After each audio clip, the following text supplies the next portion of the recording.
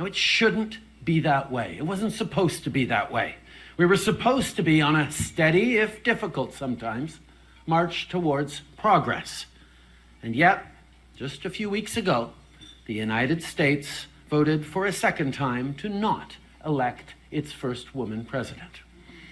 Everywhere, women's rights and women's progress is under attack, overtly and subtly.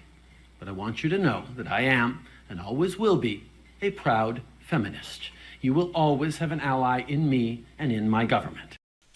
So there's proud feminist Justin Trudeau. This was back in December. Ironically, he put this out days before he threw his female finance minister and deputy prime minister, Chrystia Freeland, under the bus. And they are doing this again, folks. But this time, it's to somebody that doesn't deserve it.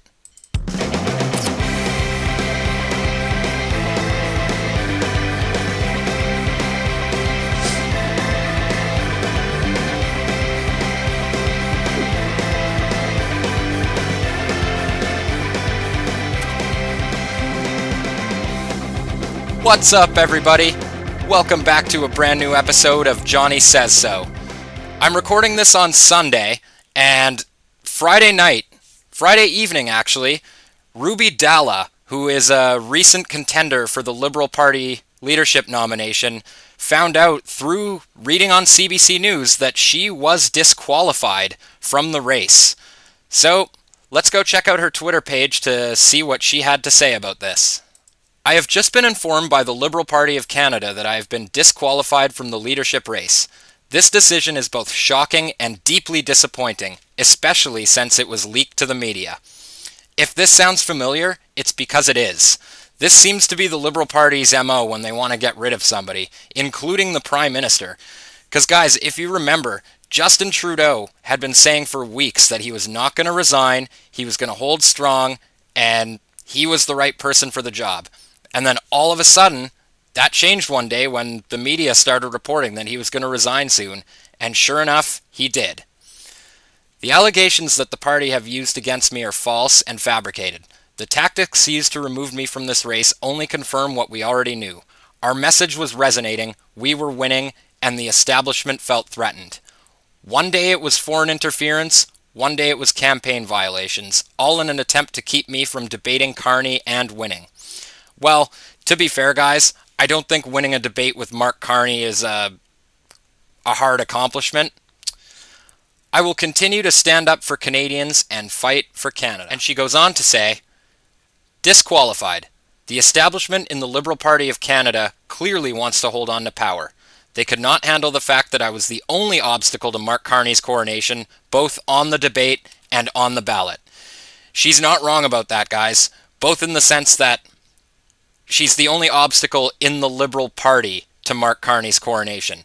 I mean, Chrystia Freeland is, let's be honest, guys, that is their backup plan at this point.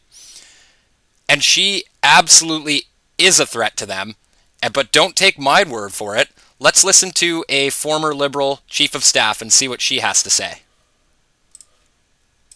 But Stevie, it seems like Ruby Dhalla, who we are hoping to have on the show maybe tomorrow, is going to go into that debate on Monday and without the translation, and again on Tuesday, and she is going to attack the frontrunner pretty aggressively. Like, she brings a very interesting, based on what she's doing on social media, that is my impression. What kind of a dynamic does it I certainly create? hope that the party finds a legitimate reason to disqualify her candidacy before the debate. Wow, can you believe that? I hope the party finds a legitimate reason to disqualify her before the debate on Monday. Well, it turns out they certainly did, didn't they? Really? I hope so. I think that, we've got a serious campaign. Canadians are looking for a serious leader. I think that's one of the reasons that Carney is doing very well. I would really hate for us to lose, as a partisan, to lose that momentum because someone's trying to turn the debates into a circus. That's a tough thing to do. I mean, they've already disqualified Chandra Arya, right?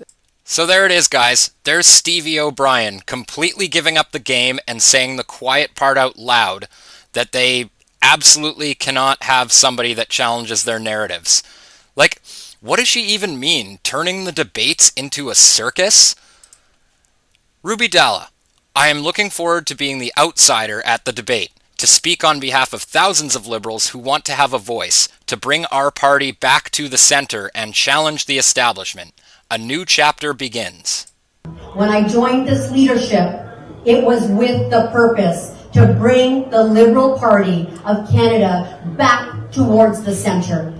Because if we as a party, as Liberals, do not start a new chapter, things will just never, ever change.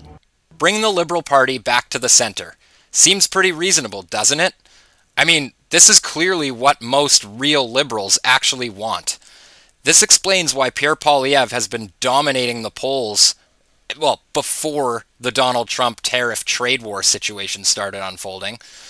Make no mistake, guys, this is what they are counting on. They're counting on being able to run a campaign against Donald Trump as opposed to focusing on the real issues that Canadians care about. Like healthcare. Does anybody remember healthcare?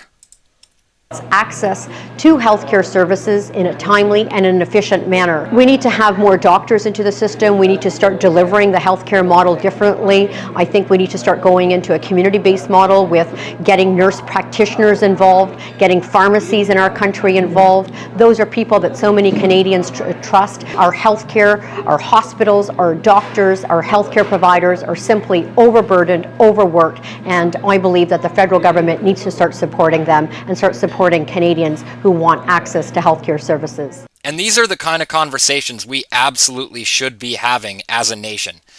It's not hard to see why she had been dominating the internal polls. Keep in mind, guys, she had just joined the leadership race in January, and already she was passing Freeland and catching up to Carney quickly. It's not hard to see at all why she is such a threat to them. Anyways, guys, this is an unfolding story that I'm going to be keeping my eye on. You know, they just kicked her out on Friday night, hoping that the news cycle would sort of forget about it by Monday, but I don't think this is the last we're going to be hearing about it. Let me know what you guys think in the comments, guys. What do you think of this situation? And as always, please like and subscribe if you like my content, and I'll see you again real soon in the next one. Peace.